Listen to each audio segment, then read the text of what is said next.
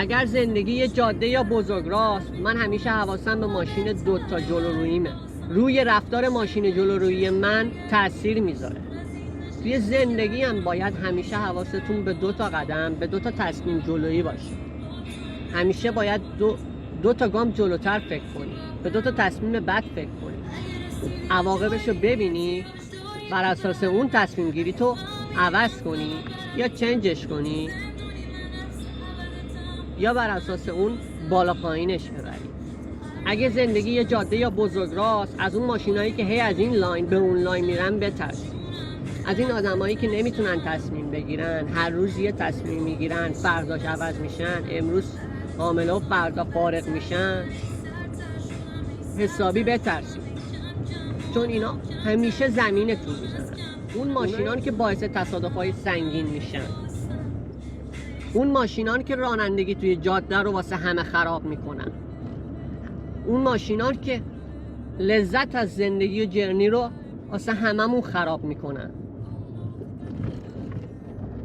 دوباره بیشتر از اونایی بترسید که همیشه تو لاین سبقت یا همیشه توی لاین کم سرعت کنار گوشی جلو دست دارن میرن. هیچ موقع سرعتشو زیاد نمی کنن، هیچ موقع یه ترمز نمیزنن، همیشه یک نواخت دارن میرن. اونان که زندگی رو فوق‌العاده کسل میکنن.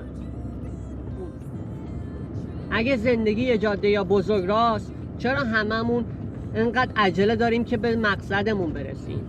چرا همیشه اینقدر با سرعت به ته مطلب میخوایم برسیم؟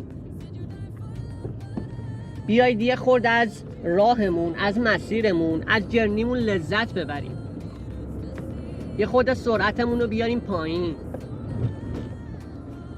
از مسیرهای سیافتی راه لذت ببریم. اگه یه پارکی دیدیم وایسیم کنار، یه دو تا عکس بگیریم. اگه یه پارکی دیدیم وایسیم کنار، روی دو تا تاباش یه سوینگی بخوریم. روی تابهاش یه لذتی ببریم. یه ذره سرعتمون رو کم کنیم، درخت‌ها رو یه بو بکشیم، از نعمتایی که دورمونه لذت ببریم، نهایت استفادهشون رو بکنیم.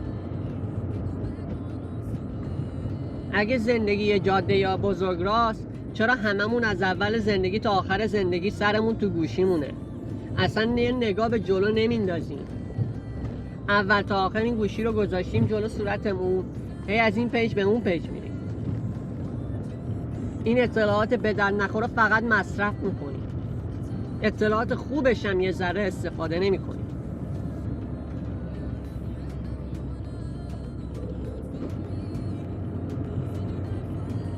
اگه زندگی یه جاده یا بزرگراست، که اول باید قوانینش رو یاد بگیریم. اول باید رانندگی رو یاد بگیریم. اول باید رانندگی رو یاد بگیریم که بتونیم بعدش با سرعت توی بزرگراه بریم. اول باید رانندگی توی کوچه پس کوچه هاشو یاد بگیریم که بعدش بتونیم با سرعت توی بزرگراه ها بریم. اول باید راه رفتن رو یاد بگیری تا بتونی بدوی. اگه زندگی یه جاده یا بزرگراست، یه تخت و یه مسیر رفتن ماشینتو خراب میکنه، آخرم کنار جاده نگهت میداره. اگه زندگی یه جاده یا بزرگراست، حواسمون به این بدنمون که ماشین رسوندنمون به مقصدمونه باشه، تعمیراتشو بکنی، یه تخته ازش سواری نگیریم. اگه زندگی یه جاده یا بزرگراست، بیایید یه خورده از مسیرمون لذت ببریم. یه خورده سرعتمون رو کم کنیم، به دور و برمون نگاه کنیم، ببینیم از چیا میتونیم لذت بگیریم، با کیا میتونیم رانندگی کنیم. اگه زندگی یه جاده یا بزرگراست، اونی به مقصد میرسه که طبق قوانین رانندگیش، طبق قوانین جاده عمل کنه، به وقتش تو سرعت تو لاین سبقت باشه، از همه سبقت بگیره، به سرعت بره، به وقتش سرعتش رو کم کنه، ببینه آیا من تصمیمی که گرفتم اصلا فایده ای داره، اصلا نیاز به تغییری داره، نیاز به سویچ کردن لاین هست، نیازی به از این لاین به اون لاین رفتن هستش یا نه.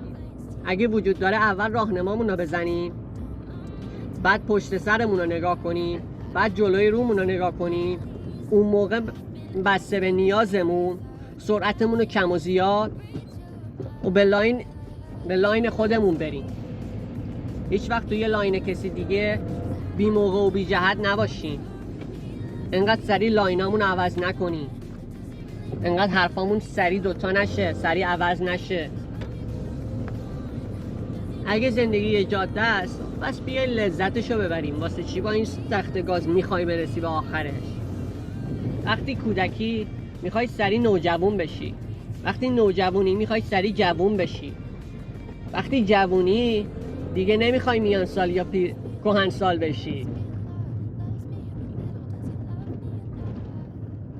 اون موقع است که میخوای بزنی دنده عقب با سرعت برگردی.